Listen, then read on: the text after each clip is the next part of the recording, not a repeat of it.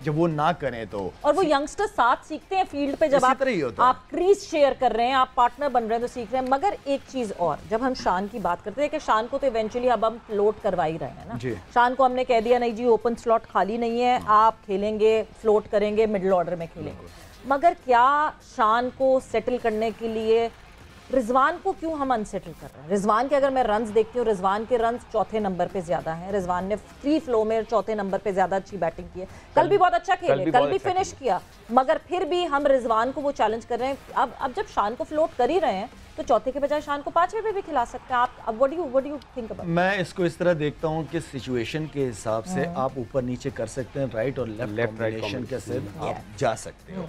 तो ये कोई ऐसी बड़ी बात नहीं, 5-6 में क्या फर्क है, ठीक है ना। बात यह है कि टीम की रिक्वायरमेंट क्या है, कौन सा प्लेयर आपको उस सिचुएशन में कैसा करके देख सकता है। अगर खब्बे लगे हुए तो व्हाई नॉट शान को भेज दो, लेफ्ट हैंडर को भेजो।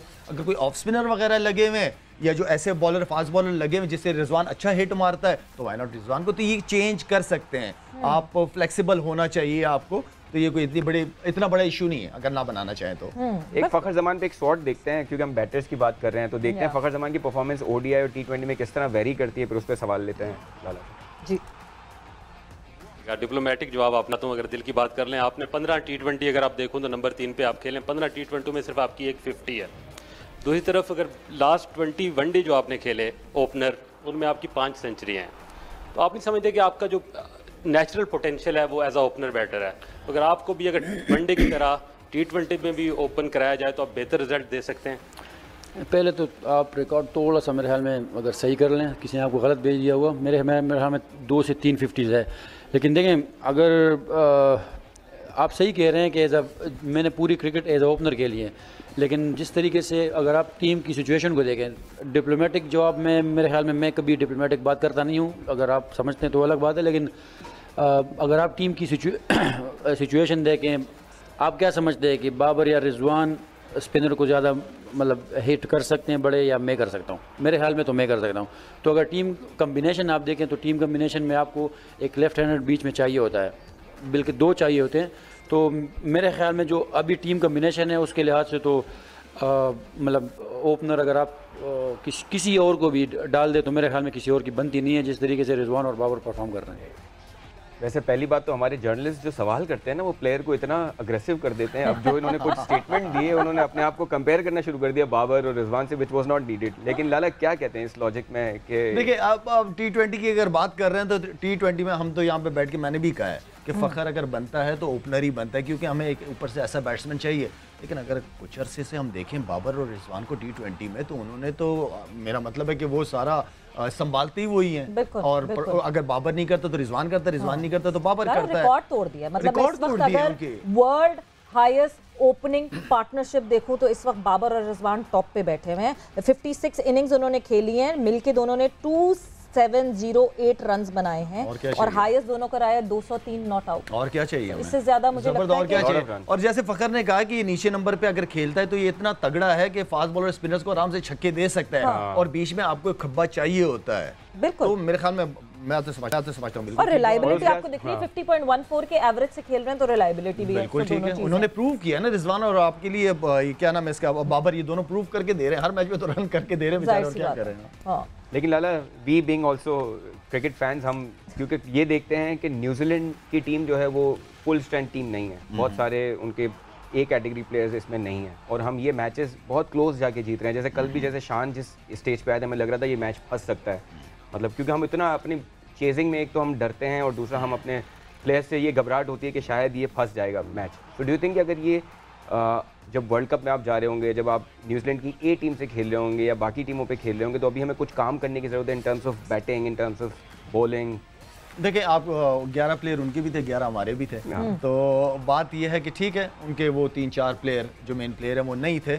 लेकिन मैं ये समझता हूँ कि इस वक्त पाकिस्तान की टीम जो है, अगर हम बैटिंग देखें, हम बॉलिंग देखें, तो मेरे ख्याल में इस वक्त मैं बड़ा हाईली रेट करता हूँ पाकिस्तान टीम को। हर लिहाज से बैलेंस्ड है। आपको क्या चाहिए? स्पिनर्स, टॉप स्पिनर्स हैं आपके पास। स्पिनर आपको, you don't have a front line spinner. जैसे राशिद, इंग्लैंड के पास रशीद है, उस तरह का कोई स्पिनर आप, जैसे उसामा मीर को आप चांस नहीं दे रहे, आप शादाब को खिलाए जा रहे हैं, तो स्पिनिंग में आप उतना इतना स्ट्रेंथ नहीं है आपकी कि ये स्पिनर जाके आपको विकेट ले देगा। हमें इंडिया में जरूरत पड़ेगी स्पिनर्स की, बिल्कुल पड़ेगी, हमें तगड़े स्पिनर्स चाहिए होंगे।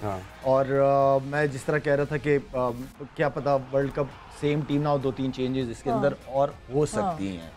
मैं समझता हूँ कि इफ्तिखार आ सकता है इसके अंदर, इसके अंदर क्योंकि इंडिया जा रहे हैं, अबरार क्या पता आ जाए, कुछ कह नहीं सकते, ठीक है ना। तो कुछ भी लाला, ये आपकी लास्ट बायलैटरल सीरीज है, आप कब ट्राई करेंगे इन प्लेयर्स को? अगर आपको वर्ल्ड कप में इन प्लेयर्स को रखना है तो इफ्तिखार नहीं है आपके पास, आपने इमाद को ओडीआई में नहीं चांस दिया है। सो आई डोंट थिंक कि हम उसको सीरियसली ले रहे हैं कि हमें एक genuine spinner, wicket taking spinner चाहिए हमें। फिलहाल रिसेंटली मैं शादाब की परफॉर्मेंसेस की बात करूं, हम ओडीआई की परफॉर्मेंस की बात अगर करते हैं तो लास्ट जो 10 ओडीआईज हैं उसमें भी अगर हम शादाब की परफॉर्मेंस की बात करते हैं तो ऑफ कलर है शादाब, उस तरह की परफॉर्मेंसेस नहीं आ रही जो हम शादाब से रिक्वायर करते हैं, because he is a very very important member of team Pakistan. Middle में आके ब्रेक थ्रू देना, पार्टनरशिप तोड़ना, ये शादाब का एक मेन रोल है, मगर वो उस तरह की परफॉर्मेंसेस दिख नहीं रही। सवेरा शादाब को जो मैं पर्सनली लाइक करता हूँ उसकी सबसे बड़ी वजह ये है कि वो टीम मैन है। मुझे ऐसे लड़के बहुत पसंद हैं। जहाँ तक उसकी परफॉर्मेंस की बात है, नो डाउट अगर लास्ट की 10 मैचेस अगर वनडे खेले उसमें मेरे ख्याल में 9-10 आउट किए हैं उसने, लेकिन जो शादाब ने अपना कैलिपर एक उसका एक था कि किसी भी टीम के खिलाफ जब हमें इंपॉर्टेंट विकेट चाहिए भी होती थी, इसलिए कि मिडिल के ओवर बहुत इंपॉर्टेंट रहते हैं, मिडिल में आके आउट करना बहुत इंपॉर्टेंट रहता है, तो उसने हमेशा वो रोल अदा किया, बड़े ज़बरदस्त तरीके से अदा किया है। ये मुझे लग रहा है कि जब से ये बैटिंग का रूप, बैटिंग की जिम्मेदारियां संभालने लगा है, तो इसने थोड़ा सा, मैं समझता हूँ कि फोकस हो जाता है, कभी कभार हो जाता है, लेकिन मैं ये समझता हूँ कि वो अभी भी बहुत इंपॉर्टेंट रोल है, उसके ऊपर जिम्मेदारियां बहुत ज़्यादा हैं, और साथ में ये है कि अपनी बॉलिंग पे फोकस उसका जो है ना वापस होना चाहिए। उसको कभी कभार मैं बॉलिंग करते हुए देखता हूँ, उसकी जो लेग स्पिनर का या किसी भी बॉलर का कमर का लगना बहुत इंपॉर्टेंट होता है। जब तक आपकी कमर नहीं लगती, आपका बॉल हवा में ड्रिफ्ट होता नहीं है। तो मुझे नजर नहीं आता कि वो अपना प्रोसेस जो बॉलिंग का है वो बहुत जल्दी खत्म कर रहा है। वो पूरा उस प्रोसेस को कंप्लीट कर नहीं रहा है, जिसकी वजह से उसका वो बॉल ड्रिफ्ट और लाइन द लेंथ बन नहीं रही उसकी। और लेफ्ट हैंडर के लिए, लेफ्ट हैंडर पे उसको मैंने देखा है कि वो थोड़ा सा ना थोड़ा सा वो कर जाता है कि मतलब कॉन्फिडेंस के साथ बॉल नहीं कर पाता, होता है, मेरे साथ भी होता था ये। लेकिन आप अगर थोड़ा सा आप समझते हो कि थोड़े से कुछ दिनों के लिए अगर आप उस चीज़ को राउंड द विकेट ट्राई करके देखें कि अगर आप कंफर्टेबल नहीं हो, देन आप अपनी लाइन चेंज करें, मिडिल पे बॉल गिराएं, ताकि वो लेफ्ट हैंडर बैट्समैन आपको सिंगल के लिए खेल ले या डॉट बॉल हो जाए अगर आपका फील्डर वहां पे है, और राइट हैंडर को सामने आने दें, इसलिए कि राइट हैंडर पे ज़्यादा कंफर्टेबल फील करते हैं स्पिनर्स, खासतौर पर लेग स्पिनर्स। तो ये वो कुछ चीज़ें, लेकिन स्टिल मैं कहूँगा कि शादाब बहुत इंपॉर्टेंट है। और साथ में सवेरा ये भी होती है कि हम बेंच की भी बात करते हैं, बेंच पे आपने उसामा मीर को बिठाया हुआ है, शादाब कंटिन्यू क्रिकेट खेल रहा है, कंटिन्यू क्रिकेट खेल रहा है। वो लड़का की वजह से होता है कि आप अपने मतलब वो कंप्लीट नहीं हो पा रहा एक्शन, बिल्कुल एक्शन कंप्लीट नहीं हो रहा। और इसको थोड़ा सा, कोई बात नहीं, आपके पास उसामा मीर बैठा हुआ है, आप इसको 2-3 मैचों के लिए रेस्ट करा के उसामा मीर को ट्राई करें आप साथ, ये जाके जरा नेट पे लंबी बॉलिंग करे, कुछ लंबे स्पेल्स करे तगड़े वापस। मैं समझता हूँ इसके बगैर, शादाब के बगैर टीम नामुकम्मल है।